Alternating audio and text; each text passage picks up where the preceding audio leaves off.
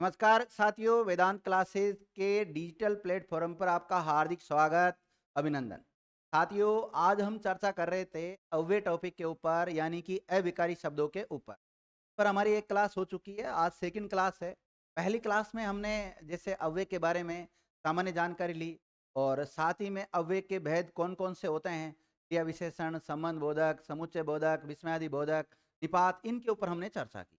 उसमें से जो पहला अविकारी शब्द है, यानी कि क्रिया विशेषण के ऊपर हमने चर्चा चालू कर दी थी। ये जो भेद है वो अलग-अलग आधार पे किए जाते हैं। जैसे अर्थ के आधार पे किए जाते हैं, प्रयोग के आधार पे किए जाते हैं और रूप के आधार पे किए जाते हैं। उसमें से प्रयोग और रूप इतना इम्पोर्टेंट नहीं होता, लेकिन उसके ऊपर हमने पहले ही चर्चा कर ली थी। आज जो तीसरा आधार है क्रिया विशेषण के भेद करने का, उसका नाम है अर्थ के आधार पर। और अर्थ के आधार पर मुख्य रूप से क्रिया विशेषण 4 प्रकार के होते हैं। स्थानवाचक, कालवाचक, परिमाणवाचक और रीतिवाचक। और इनके भी अगर कोई उपभेद होते हैं तो उसके ऊपर भी हम डिटेल से चर्चा कर लेंगे। ठीक है साथियों, स्टार्ट करते हैं, आगे बढ़ाते हैं। लिखा हुआ है तीसरा किस आधार पे क्रिया विशेषण भेद किए गए हैं यहाँ पर, अर्थ के आधार पे। किसके आधार पे? अर्थ के आधार। अर्थ के आधार पर देखो मुख्य रूप से कितने प्रकार के होते हैं? कालवाचक, स्थानवाचक, परिमाणवाचक, रीतिवाचक। काल का मतलब एक प्रकार से समय से लिया गया है। काल पढ़ते हैं ना, हम इंग्लिश में पढ़ते हैं, जैसे टेंस पढ़ते हैं, इसके आधार पर। ठीक है, तो सबसे पहले हम देख रहे हैं कालवाचक क्रिया विशेषण किसे कहते हैं। यानी कि वे शब्द जो क्रिया की समय संबंधी विशेषता बताते हैं, उनको कालवाचक क्रिया विशेषण कहते हैं। या जिन अव्यय शब्दों से क्रिया के होने के समय का बोध होता है, उन्हें कालवाचक क्रिया विशेषण कहते हैं। फिर इसको पहचानने का एक तरीका है विद्यार्थियों, कि क्रिया से प्रश्न कर लो कब। क्या प्रश्न कर लो? क्रिया से कब प्रश्न करने पर उत्तर अगर आपको मिलता है, उत्तर में अगर निम्नलिखित शब्द मिल जाए, जैसे सुबह, शाम, आज, कल, परसों, अभी, दिन, रात, दोपहर, सायंकाल, मध्यरात्रि, रोज, प्रतिदिन, हमेशा, इस प्रकार के अगर शब्द मिल जाते हैं तो हम ये उससे अंदाजा लगा सकते हैं। हमेशा सटीक नहीं जाते विद्यार्थियों तरीका, लेकिन इससे एक पता कर सकते हैं। तो उससे क्या होता है, हमें क्रिया विशेषण का पता लग जाता है। और अर्थ के आधार पर कौन सा क्रिया विशेषण है, वो कालवाचक क्रिया विशेषण है। जैसे इसमें वो नहीं आना चाहिए, फिक्स वार वगैरह नहीं आना चाहिए, कि सोमवार, मंगलवार, बुधवार, गुरुवार, इस प्रकार से नहीं आना चाहिए। आज, कल, परसों, सुबह, शाम, ऐसे शब्द आने चाहिए वह। ठीक है। जैसे वाक्य में दिया हुआ है, मैं अभी अभी आया हूँ। आया हूँ तो क्रिया है, क्रिया से प्रश्न कर लो कब आया हूँ, तो उत्तर क्या मिल रहा है? अभी अभी। तो अगर मिल रहा है तो ये अभी अभी यहाँ पर कालवाचक क्रिया विशेषण है। वह हमेशा मेहनत करता रहता है। कब मेहनत करता रहता है? हमेशा। राम प्रतिदिन पढ़ता है। कब पढ़ता है? प्रतिदिन पढ़ता है। राम परसों जयपुर जाएगा। कब जाएगा? परसों जाएगा। उत्तर मिल रहा है ना हमें? आगे देखो, इसके भी 3 उपभेद बता दिए विद्यार्थियों। जो कालवाचक है, इसके 3 उपभेद है। उसमें से पहला है समयवाचक या काल बिंदुवाचक कहते हैं इसको, और इसकी पहचान होती है अब, जब, कब, अभी, कभी, फिर, आज, कल, परसों, नरसों, तुरंत, जल्दी, साएं, प्रातः, पहले, पीछे, बाद में। ऐसे शब्द आपको देखने को मिलेंगे। जैसे रमेश आज आएगा, तो कब आएगा भाई? आज आएगा। तो इसका आंसर क्या चला जाएगा? आज। यहाँ पे क्रिया विशेषण है, और क्रिया विशेषण में भी कौन सा है? अर्थ के आधार पे, तो कालवाचक क्रिया विशेषण है। कालवाचक के अंतर्गत भी कौन सा है? तो समयवाचक है। कौन सा है? समयवाचक है। दूसरा है अवधि वाचक क्रिया विशेषण।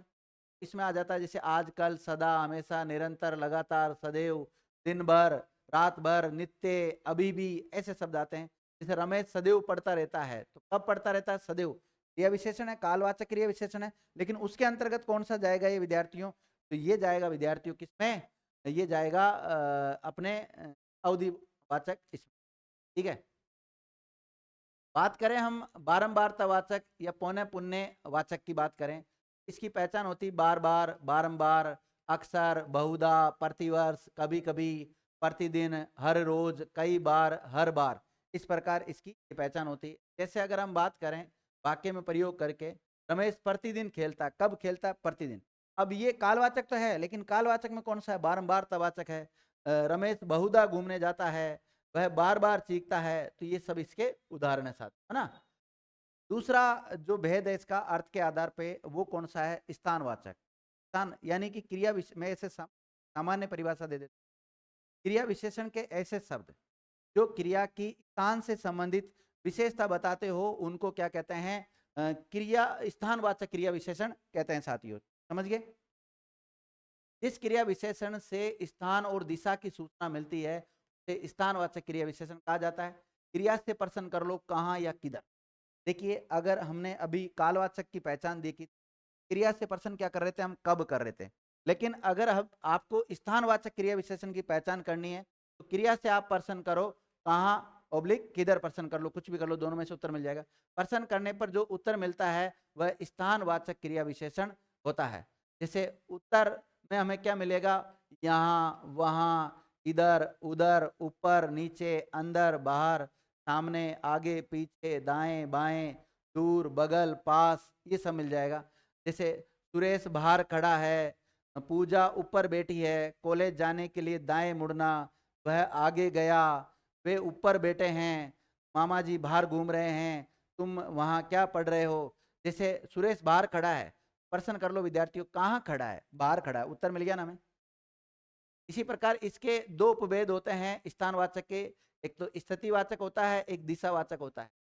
स्थितिवाचक में जैसे आगे पीछे ऊपर नीचे यहाँ वहाँ कहाँ जहाँ तहाँ सामने बाहर भीतर अन्यत्र सर्वत्र दूर, इस प्रकार मिलेगा। और दिशा में इधर उधर किधर जिधर दाएं बाएं इस ओर उस ओर किस ओर एक तरफ दूसरी तरफ आर पार, इस प्रकार के आपको क्रिया विशेषण के उदाहरण देखने को मिलेंगे। ठीक है, तो वो हो जाते हैं सारे। अब बात करें, दो हो गए अपने, देखो अर्थ के आधार पर क्रिया विशेषण कितने हो गए, दो हो गए। एक तो हो गया कालवाचक, एक हो गया स्थानवाचक। अब तीसरा आ जाता है परिमाणवाचक क्रिया विशेषण। यानी कि अगर सामान्य बात करें, क्रिया विशेषण के ऐसे शब्द जो क्रिया की नाप तोल से संबंधित विशेषता बताते हो, उन्हें क्रियावाचक क्रिया विशेषण कहते हैं। देखिए वे शब्द जो क्रिया की परिमाण यानी कि माप तोल से संबंधित विशेषता बताए, उन्हें परिमाणवाचक क्रिया विशेषण कहते हैं।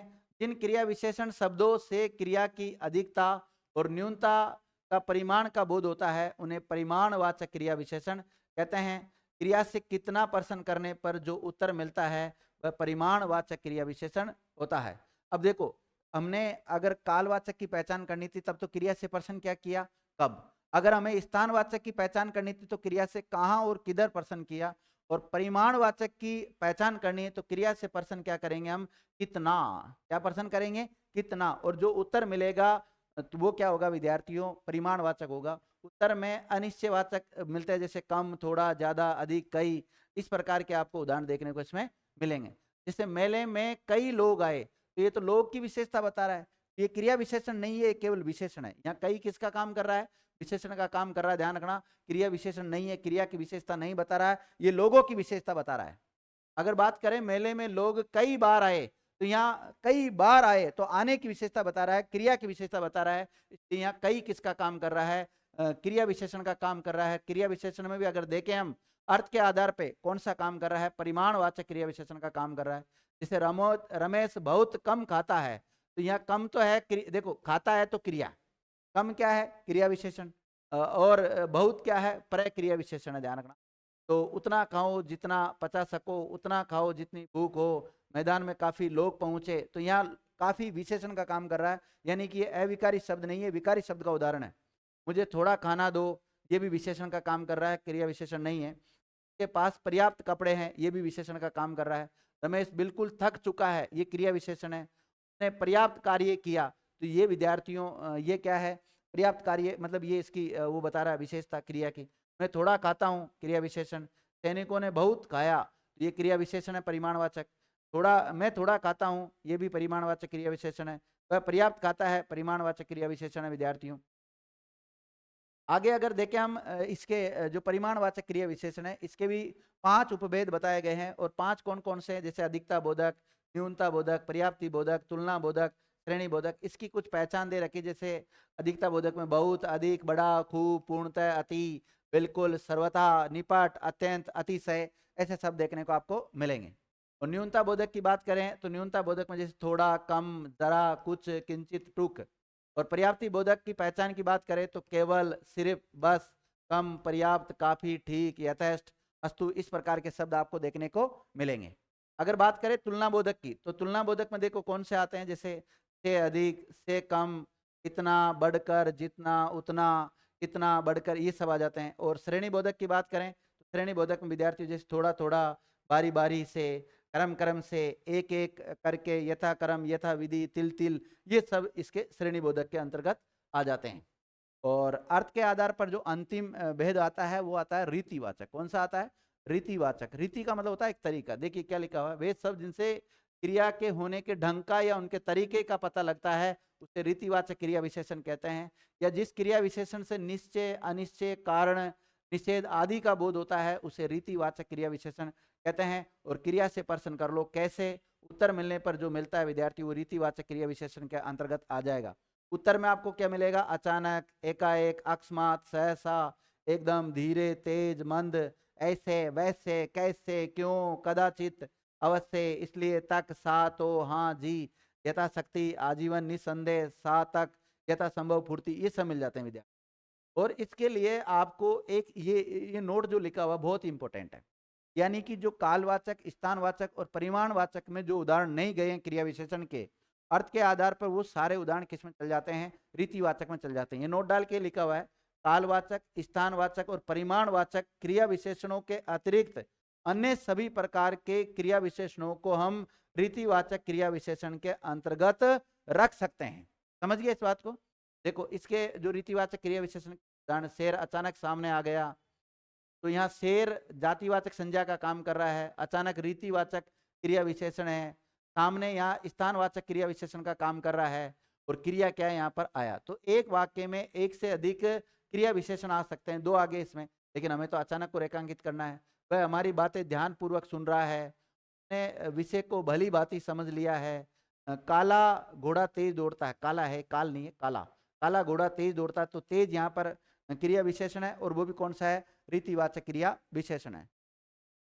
रीतिवाचक क्रिया विशेषण के कुछ उपभेद है, जैसे प्रकार बोधक है, निश्चय बोधक है, अनिश्चय बोधक है, स्वीकार बोधक है, कारण बोधक है, निषेध बोधक है, अवधारणा बोधक, आवर्ती बोधक, आकस्मिकता बोधक, विधि बोधक, अनुकरणात्मक बोधक, ये सब इसके कुछ भेद है विद्यार्थियों, इनके ऊपर चर्चा कर लेते हैं। जैसे प्रकार बोधक की बात करें तो प्रकार बोधक की जो पहचान है वो क्या क्या होगी, ऐसे, वैसे, कैसे, तैसे, अचानक, धीरे, जल्दी, सहसा, अकस्मात, यथा, तथा, स्वतः, परस्पर, फटाफट, सरासर, एकाएक, यथाशक्ति, प्रत्युत, ऐसे शब्द देखने को आपको मिलेंगे।